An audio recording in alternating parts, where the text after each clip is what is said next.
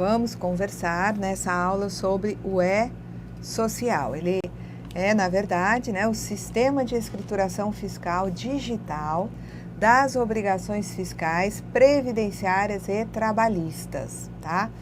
E vai ser exigido para eventos ocorridos, canetinha, a partir de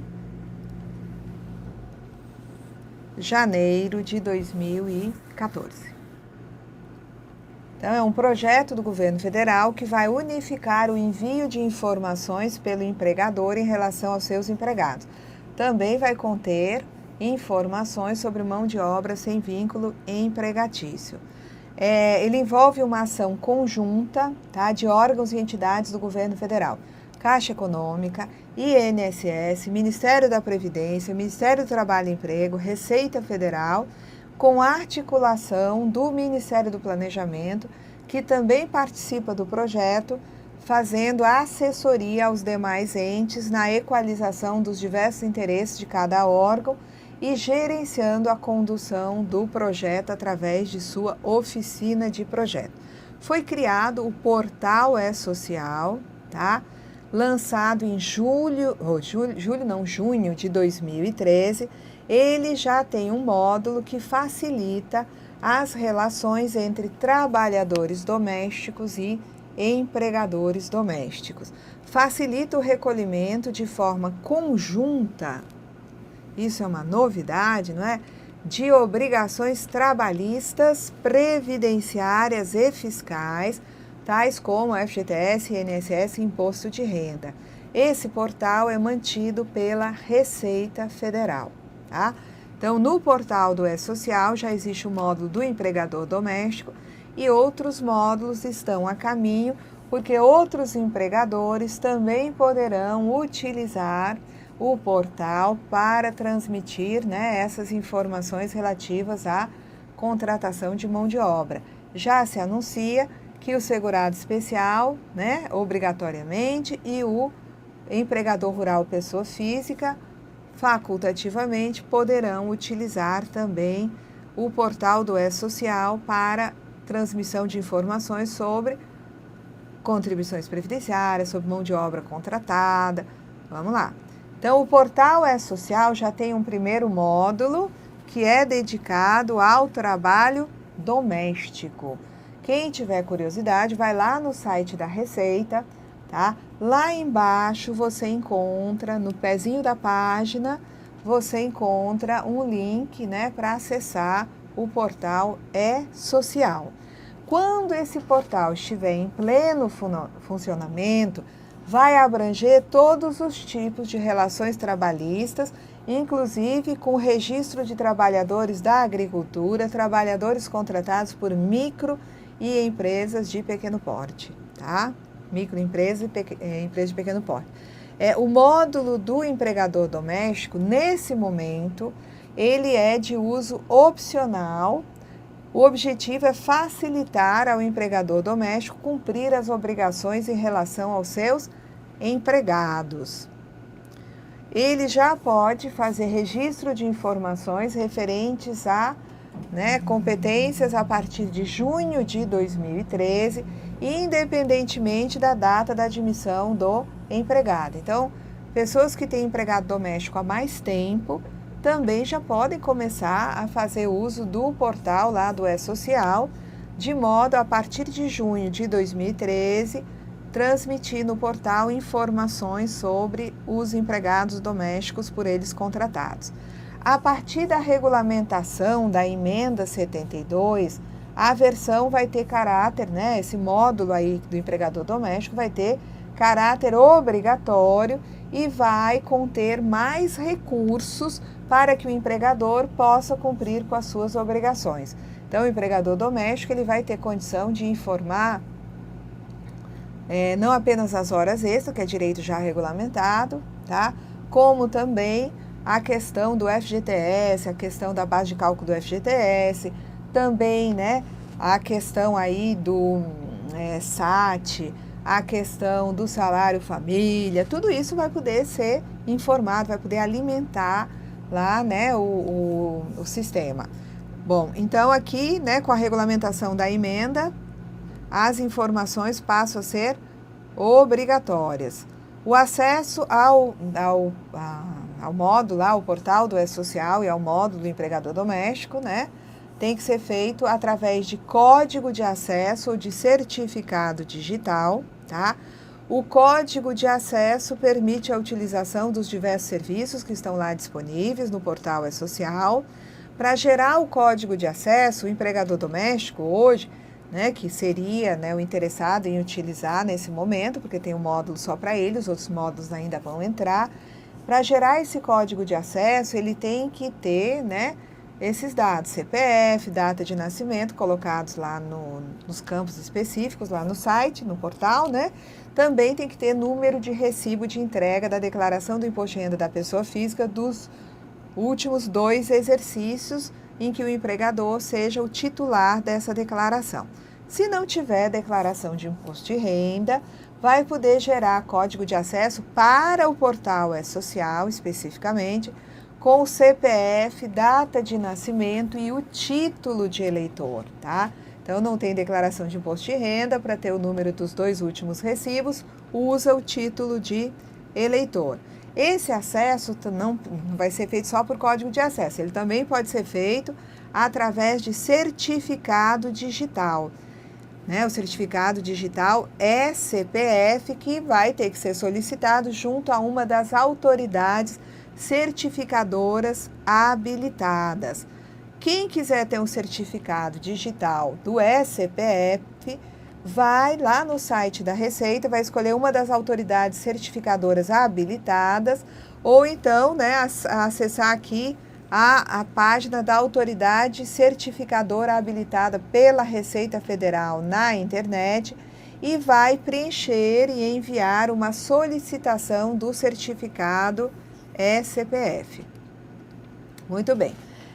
O empregador doméstico vai usar o módulo disponível lá no portal, né, social, para transmitir informações relativas aos seus empregados domésticos, salário, data da admissão, né, se ele tem horas extras, se nesse momento ainda é opcional, porque não foi regulamentado o FGTS, tudo isso vai ser, né, informado lá no portal. Quem é o empregado doméstico, a gente já sabe que é aquela pessoa física que presta serviço de natureza contínua e de finalidade não lucrativa à pessoa ou à família no âmbito residencial. Quais são os direitos do empregado doméstico assegurados lá no artigo 7º da Constituição, que vão ter, né, na medida em que eles se materializem, eles vão ter que ser informados, tá? Então, por exemplo, o 13º, o salário mínimo, tudo isso tem que ser informado, hora extra, tudo isso vai, né, ser preenchido lá no portal. Então, né, hoje já regulamentados, né, já estão lá, ou porque é a aplicação direta do que está previsto na Constituição, porque já teve determinação constitucional de que eles devam, né, ser garantidos ao empregado doméstico. Nós temos já um grande número. Existem outros que virão numa listagem em seguida, que dependem de regulamentação. Mas hoje já é garantido o que para o empregado doméstico? Salário mínimo, irredutibilidade do salário, garantia de salário nunca inferior ao mínimo para os que recebam remuneração variável, 13º salário, proteção do salário na forma da lei, jornada de trabalho, né? Duração do trabalho normal não superior a 8 horas diárias e 44 horas semanais, facultando-se compensação de horários, redução de jornada, mediante acordo ou convenção coletiva de trabalho, por lei, repouso semanal remunerado, preferencialmente aos domingos, remuneração do serviço extraordinário superior no mínimo em 50% a do normal, é a hora extra, né? Gozo de férias anuais remuneradas com pelo menos 1/3 a mais do que o salário normal, direito a férias e direito a 1/3, tá? Licença gestante sem prejuízo do emprego e do salário com a duração de 120 dias. Então, já tem na Previdência o salário maternidade, licença gestante é trabalhista, salário maternidade é previdenciário, estão assegurados aí na Constituição. Licença paternidade, tá? aviso prévio proporcional ao tempo de serviço, sendo no mínimo de 30 dias, redução dos riscos inerentes ao trabalho por meio de normas de saúde, higiene e segurança, aposentadoria, tá? Reconhecimento de convenções e acordos coletivos de trabalho, proibição de diferença de salários, de exercício de funções e de critério de admissão por motivo de sexo, idade, cor ou estado civil, tá? Proibição de qualquer discriminação no tocante ao salário e critérios de admissão do empregado portador de deficiência, proibição de trabalho noturno, perigoso ou insalubre a menores de 18 anos. Agora, depende de regulamentação para entrar em vigor, relação de emprego protegida contra despedida arbitrária ou sem justa causa, o seguro-desemprego em caso de desemprego involuntário, o FGTS, remuneração do trabalho noturno superior à do diurno, a assistência gratuita a filhos e dependentes desde o nascimento até 5 anos, né, de idade em creches e pré-escolas, né? Isso depende de regulamentação, como depende ainda de regulamentação o pagamento do salário família, né, em razão do dependente do empregado de baixa renda, e o seguro contra acidentes de trabalho a cargo do empregador, sem excluir a indenização a que o empregador está obrigado quando incorrer em dolo ou culpa, tá? Pergunta: todo empregado doméstico hoje tem direito a FGTS? Tem, tá? Tem direito, mas já é para ficar o patrão depositando todo mês os 8%? Não, tá? Por quê? Porque ainda não houve a regulamentação, tem que aguardar. Então, com a emenda 72, o empregado doméstico passou a ter direito ao FGTS a ser recolhido pelo empregador. Porém, até que esse direito seja regulamentado por lei, o recolhimento do FGTS é opcional por parte do empregador, tá? Então, ainda é opção enquanto não for regulamentado. E caso o empregador faça o recolhimento facultativo, ele fica obrigado em relação aos pagamentos dos meses seguintes ao da opção. Então, o empregador decidiu que vai depositar o FGTS para o seu empregado, tá? O fato dele ter feito a opção é irretratável até o final daquele vínculo. Ele não pode, porque é opcional, desistir. Não, ano que vem eu não deposito mais o FGTS, só esse ano. Não. Começou a fazer o depósito para aquele empregado, tem que continuar até o final do vínculo empregatício. Muito bem. Todo empregado doméstico, né, tem direito ao FGTS? Sim, e para isso ele vai ter uma conta vinculada. Nós já vimos, né, que tem direito. Hoje é opcional, vai ter o direito garantido a partir da regulamentação. Ele vai ter uma conta vinculada, onde vão ser feitos os depósitos, tá? E isso vai gerar uma proteção para o empregado doméstico, porque ele vai ter uma reserva financeira, onde ele pode sacar, né, essa reserva financeira em momentos de dificuldade, em despedidas sem justa causa, a aquisição ou construção de casa própria e outras situações previstas na Lei 8.036. Muito bem. Vai ser retroativa a data da admissão? Não.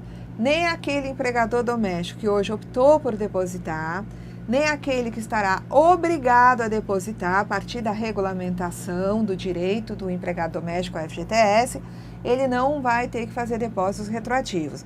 A obrigação do recolhimento do empregador do FGTS, tá, depositando o FGTS na conta vinculada, passará a ser exigido após a regulamentação da emenda, tá? Quem fez opção vai depositando. Quem não fez, quando a emenda for regulamentada, passará esse empregador, que, né, a partir da emenda regulamentada, vai ter também que depositar. Qual é o percentual do recolhimento do FGTS? É de 8% sobre a remuneração. Remuneração, leia-se salário, férias, 13º, hora extra, aviso prévio, trabalho noturno, tudo que compõe a remuneração será base desses 8%. E os dados necessários para preencher essa guia que vai, né, permitir o recolhimento do FGTS, tá? Precisa o empregador doméstico ter um SEI, tá? Então, relativamente ao empregador, ele tem que ter um número da matrícula SEI, nome, endereço e dados referentes à remuneração do empregado, também a informação do número de inscrição do empregado doméstico, PIS, o NIS, né, ou o NIT, tá? E outras informações também, admissão, data de admissão, número da carteira de trabalho, data de nascimento. Então, o empregado ele vai ser identificado no sistema do FGTS pelo número de inscrição no PIS, PASEP, ou pelo número de inscrição no INSS, pelo NIT, tá? Então, o empregador tem que ter matrícula SEI e o empregado tem que ter um número de identificação, que pode ser o PIS, PASEP ou o NIT. Hoje você vai encontrar o gênero como sendo o NIS, tá? E parte desse gênero, espécies desse gênero serão o PIS, PASEP, NIT, tá? Todos integram esse grupo. Muito bem. A matrícula SEI, quando o empregador doméstico vai se cadastrar lá no portal do E-Social, ela vai ser preenchida automaticamente pelo portal, tá? E é necessária para assuntos relacionados à FGTS e também, né, além do recolhimento da FGTS, para consultas que vão ser feitas pelo empregador. Os dados necessários, nós já vimos, né? Aqui, tá repetindo, dados necessários para preencher a guia de recolhimento, tá? A extensão do E-Social a outros empregadores vai começar a acontecer, tá, em curto prazo. Quando for implantada em sua totalidade, o E-Social vai ser estendido a demais empregadores, tanto pessoas físicas quanto jurídicas. O artigo 32 da Lei 8.212, né, foi incluído lá recentemente na Lei 8.212, a gente já teve a oportunidade de examiná-lo, prevê que o segurado especial responsável pelo grupo familiar que contratar trabalhadores vai apresentar as informações relacionadas ao registro de trabalhadores, aos fatos geradores, à base de cálculo e aos valores das contribuições devidas à Previdência e ao FGTS, bem como outras informações de interesse da Receita, do Ministério da Previdência, do Ministério do Trabalho e Emprego e do Conselho Curador do FGTS, por meio de sistema eletrônico com entrada única de dados e efetuará o recolhimento por meio de documento único de arrecadação. Então, o segurado especial, quando contrata mão de obra dentro dos limites legalmente permitidos, para que ele continue enquadrado nessa categoria de segurado, né? Ele vai ter que informar remuneração que pagou a seus empregados, tá? Também questões de base de cálculo e contribuições, tanto para contribuições previdenciárias quanto para a FGTS, tudo vai ter que ser informado, né, nesse sistema eletrônico com entrada única de dados e vai fazer o recolhimento por meio de documento único de arrecadação. Que sistema eletrônico com entrada única de dados é esse? Vai ser através do portal lá do E-Social. Do mesmo jeito que hoje já tem um módulo para o empregador doméstico, você vai ter outro módulo para o segurado especial. E nesse artigo 32C, ele tem vários parágrafos, mas no parágrafo 13, nós encontramos o seguinte, que essa sistemática de entrega das informações através de entrada única de dados, através de sistema eletrônico e também o recolhimento efetuado de forma unificada, poderá ser estendido pelas autoridades, né? Receita, Ministério do Trabalho, Conselho Curador da FGTS, enfim, para o produtor rural pessoa física, tá? Caixa Econômica. Então, pode se estender ao empregador rural pessoa física. É obrigatório nesse momento, conforme previsão legal, para o segurado especial e pode se estender também, e eu entendo que isso vai acontecer inexoravelmente, de o empregador rural pessoa física passar a informar os seus contratados, a mão de obra contratada, lá no portal do E-Social, em módulo especificamente desenvolvido para essa finalidade. Muito bem, tá? Aqui tem, né, o chamado, né, E-Social Qualificação Cadastral dos Trabalhadores. Para possibilitar a instituição do E-Social, tá? Com o objetivo de unificar o envio de informações pelo empregador em relação aos trabalhadores que lhe prestam serviços, foi desenvolvido um aplicativo chamado de Qualificação Cadastral, tá? Nesse aplicativo, o usuário ele vai verificar se o CPF e o número de identificação social, que pode ser NIT, PIS, PASEP, estão aptos para serem utilizados no E-Social, tá? Então, a gente sabe que ele é um projeto que visa unificar o envio de informações pelo empregador em relação aos trabalhadores que lhe prestam serviço e que, para informar esses trabalhadores, é preciso que o trabalhador tenha um número válido, tá? Não é só o CPF que interessa também o NIS, NIT, PIS, PASEP, para servir como identificador desse trabalhador. Bom, então, devem ser informados CPF, NIS, essa qualificação cadastral dos trabalhadores, CPF, NIS, NIT, PIS, PASEP, a data de nascimento do trabalhador. Após a verificação cadastral nas bases de dados do CPF e no CNIS, o aplicativo retorna o resultado sobre a avaliação de cada campo informado, CPF, NIS, data de nascimento, com as bases contidas, tendo em vista as informações constantes da base do CPF e do CNIS, informando se existe algum campo com divergência. Então, pode ter um problema no CPF, o CPF está irregular, ou aquele número lá do Cadastro Nacional de Informações Sociais, do CNIS, também tem alguma divergência, e isso permite que se providencie a correção das divergências. Então, no caso de divergência, tá, o aplicativo apresenta as orientações para que se proceda à correção, tá? Então, aqui nós encerramos essa primeira visita, ao portal, aí as informações que devem ser transmitidas no portal do E-Social. Seguramente teremos de falar dos outros módulos que virão a ser instituídos no decorrer de 2014, tá certo? Então, ficamos até aqui, até a nossa próxima aula.